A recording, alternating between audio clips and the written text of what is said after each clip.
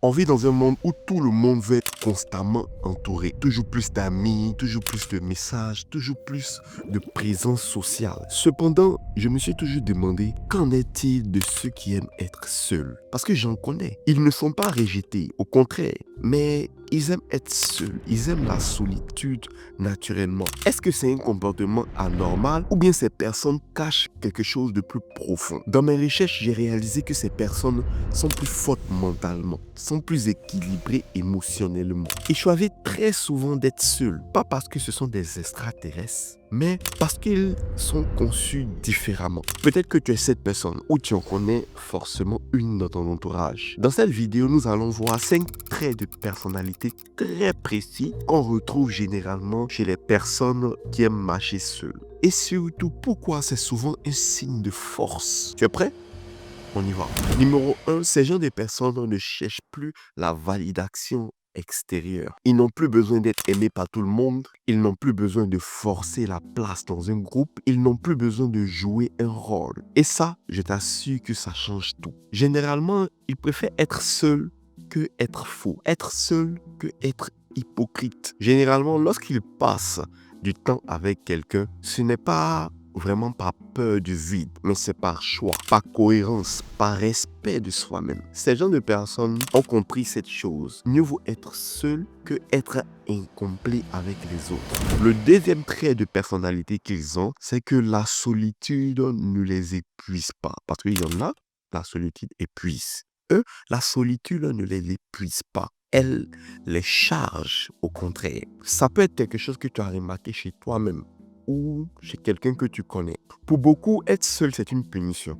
Mais pour ces gens de personnes, être seul, c'est avoir son espace. C'est avoir un moment pour respirer. Un endroit où tu réfléchis, où tu observes, où tu comprends. Tu es probablement ce genre de personne si tu réfléchis beaucoup, si tu écoutes plus que tu ne parles, si tu détestes les conversations vides, ce qu'on appelle en anglais les small talks. Si tu préfères une vraie conversation profonde à 10 conversations superficielles, laisse-moi te rassurer, tu n'es pas antisocial. Tu es anti-superficiel. Tu n'as aucun intérêt pour le gossip, pour le commérage, les masques, les discussions à 2 balles, les relations performatives, qui sont simplement des relations où les actions du couple sont plus motivées par le matus, par la validation extérieure que la volonté sincère d'avoir une connexion avec son partenaire. Pourtant, c'est cette connexion-là qui est censée être la base. Pendant que les autres publient des gestes romantiques en ligne pour avoir des j'aime, ton esprit a plutôt besoin de profondeur, pas de bruit. C'est dans ça que tu te sens à l'aise. Et la solitude donne généralement à ce genre de personnes cette profondeur. À propos, si tu n'es pas encore abonné, je suis Mr. With. Et sur cette chaîne, ma mission est de réveiller le leader qui sommeille en toi et de t'équiper pour que tu deviennes à ton tour l'influenceur de ton domaine. Si c'est quelque chose qui t'intéresse, n'hésite pas à liker et à partager la vidéo. Et si tu es du genre à aller encore plus loin, clique les différents liens dans la description et on se retrouve en tête à tête. Le troisième trait de personnalité de ces gens de personnes, c'est qu'ils ont des limites très solides.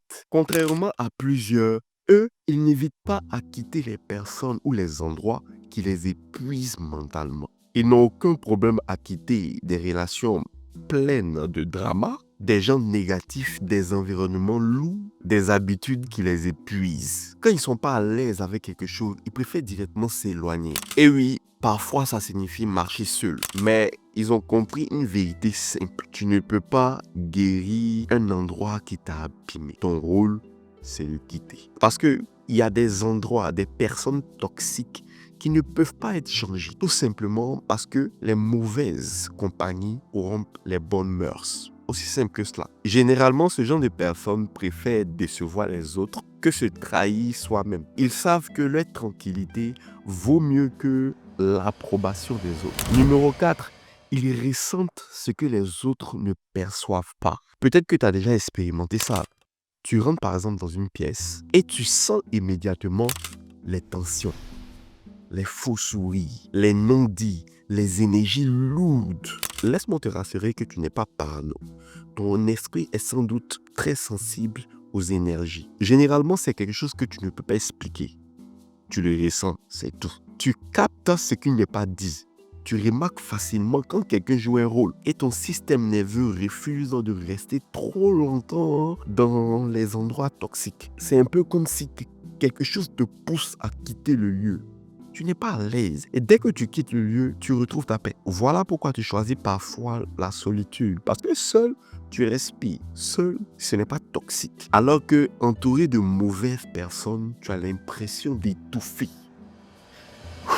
Le cinquième trait de personnalité de ce genre de personnes, c'est qu'ils sentent qu'ils évoluent plus vite que leur entourage. Certaines personnes perdent des amis parce qu'elles changent, elles évoluent. Tu as peut-être changé de standard, guéri émotionnellement. Tu as peut-être maintenant compris qui tu es ou réalisé que tu ne peux plus accepter le minimum. Et la vérité, c'est que tout le monde ne peut pas suivre ce rythme. Généralement, c'est un voyage individuel. Et l'inconvénient de grandir, c'est que tu dois laisser beaucoup de personnes derrière. Pas par arrogance, mais par honnêteté. Tu n'as peut-être plus envie de rester petit pour que les autres se sentent à l'aise.